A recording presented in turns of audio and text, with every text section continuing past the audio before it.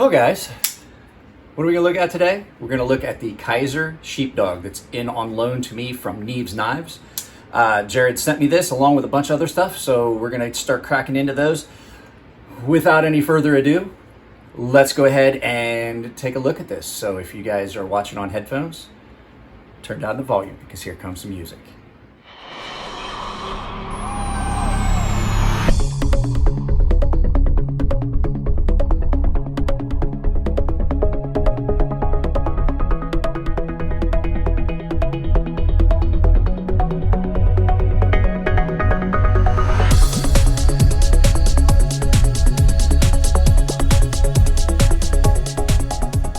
This is actually the third time I've shot this entire video. I deleted all of it. I may pull it back out and delete it for some B-roll for the paying members. But yeah, like I said, we are going to look at this Kizer sheepdog, which is a very nice small cleaver that is in, like I said, on loan to me from Neves Knives. I like this knife. I really only have one complaint about it, but let's not talk about that right now. Let's go ahead. We'll turn this around. We'll take a look at this one. This one is in the micarta. I know that there's multiple versions. So when I get to the price point, don't hold me to exactly what the price point is for all of these knives because they have some titanium ones and they have some micarta ones. They have some G10 ones at different price points. But we're going to talk about this specific knife. So I will meet you guys down there with the scales and we'll get some specs. All right, let's do this for the fourth or fifth time today. So this is the Kizer sheepdog, and it is like I said, a nice medium to small cleaver. Sorry about the water spots. My hands are wet. This is done in BD1N steel. It's got a really nice finish on the blade. It's a very fine stone wash with the green micarta handles. I like the green micarta handles. I'm a big fan of micarta.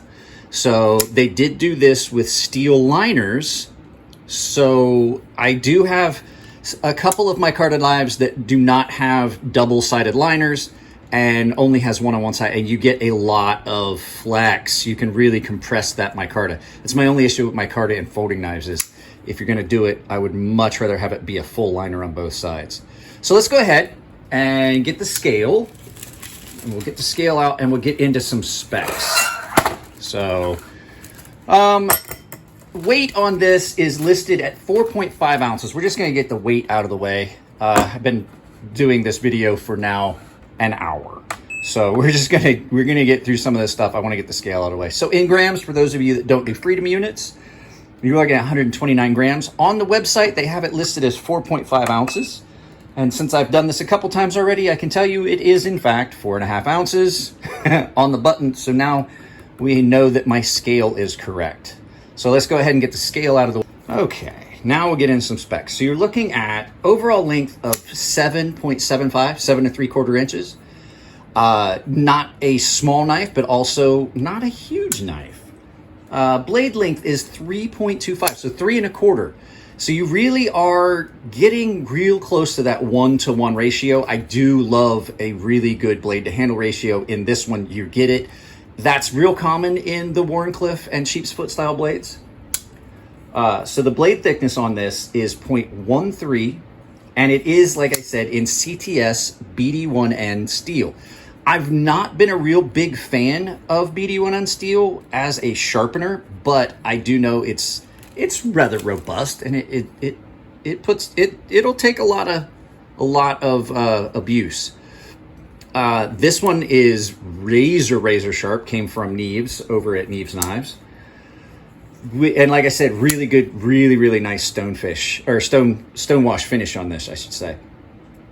The designer of this knife, if you look here, you can see they've got the Sheep's Foot Knives logo on here. Designer of this knife is Chris Conaway. And I like most things about this knife. As far as price on this, I found it on Blade HQ, this exact one for $89, but MSRP on these is right at $140. They have some that are done in titanium, they're a little bit more expensive, but they do have this, gotta unplug this because the cord's in the way, sorry. They do have this textured cutouts on here that give you a little bit more grip on that side when you've got your fingers on them. And the micarta is done really well on this. No real high points on the knife. The pocket clip, let's talk about this pocket clip. I love this pocket clip. So this pocket clip, while it looks like it would be relatively uncomfortable, it looks like it's really not high here. And this point right here is not sharp. All these edges have been softened so well that you don't have any sharp spots on this knife. So when you flip it open and you get it in hand, that pocket clip just kind of disappears. The handles are really well done. They've got a really nice palm swell here and then a swell here, which feels like almost like you're pinching something in between these fingers. So you don't feel like you're sliding forward and you don't feel like you're coming back. It's just pretty good it's a pretty good neutral grip right there. It just feels really good in your hand. You've got a little low spot here where you put your thumb, finger drops in there. Really, really comfortable in hand. Super comfortable in hand. The only thing I found about this knife I really don't like is the way the flipper tap. I can't determine whether it's actually a feel thing or if it's just that it looks blocky. This could have been done a little bit more aesthetically, but I mean, it functions really well. This does in and out of pocket. This has a tendency to, with it being really broad, it just feels like it's taking up more space than it should. But in all actuality, I carry this a lot, which is a giant cleaver compared to this. And I don't think that this doesn't feel like it takes up as much space in the pocket as this does, but I think it's just in my head, because if you look at it, this knife is definitely, the underknife is definitely, if not larger, at least the same size. So at any rate, yeah, action on this, super smooth action on this. Flipping action, it snaps open with authority. It really, really does. Like I said, with the liners in there, you get a really, really strong, like I'm squeezing that pretty hard. So I don't think you ever have to worry about that crushing down and compressing. All the hardware has been really well done and satin, if not polished. Pocket clip is really well done. These pocket clip screws sit just about perfect. There's no sharp edges on any of the hardware. I do wish that this does bother me, and it's just a me thing. I like symmetry. That pivot is almost flush, and then this one sticks up. You've heard me say that a couple times about knives. Even on the Ferrum Forge knives with a single-sided pivot, I like it to be just about the same. But on this knife, those screws don't wind up in my hand. Like, I use this knife like this. A lot of other knives wind up in like almost like a pinch grip for some things and cutting, and then I feel the difference. This knife, not so much. When I'm using this knife, it's strictly like this in a saber grip. So yeah, all in all, this knife is really, really well done. All the milling, there's no like stray milling lines. Everything's contoured well. The micarta picks up hand oils and gets its own little color and discoloration to it that, I mean, I really like that. That's one of the things I love about micarta. And like I said, you just can't go wrong with the action. Kizer Knives has been making knives cheaply and well done for a while now.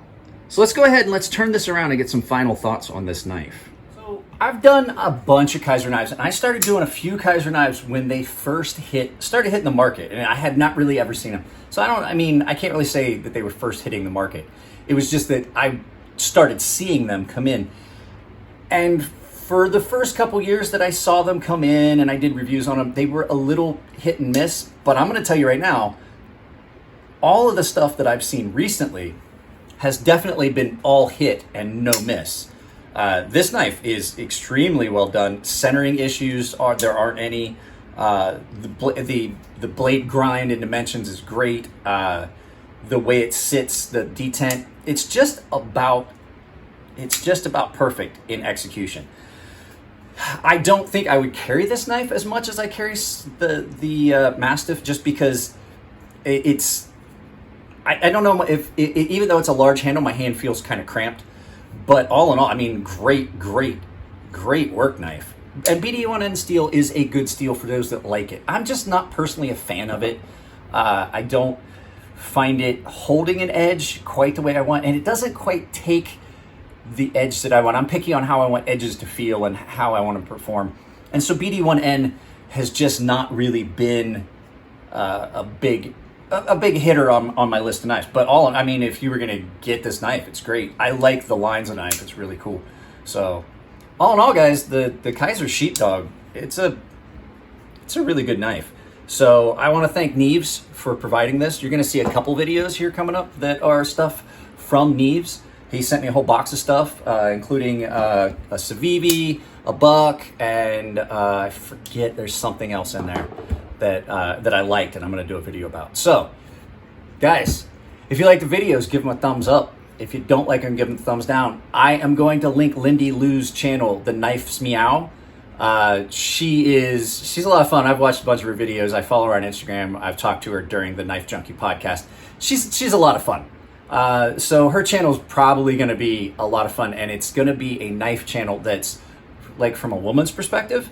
So there's not a lot of those out there. So you're going to get a different perspective on knives. So it should be a lot of fun.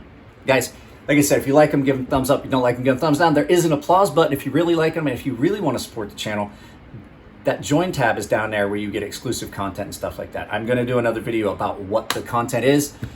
But with that all being said, guys, I've shot this video like 4 times now.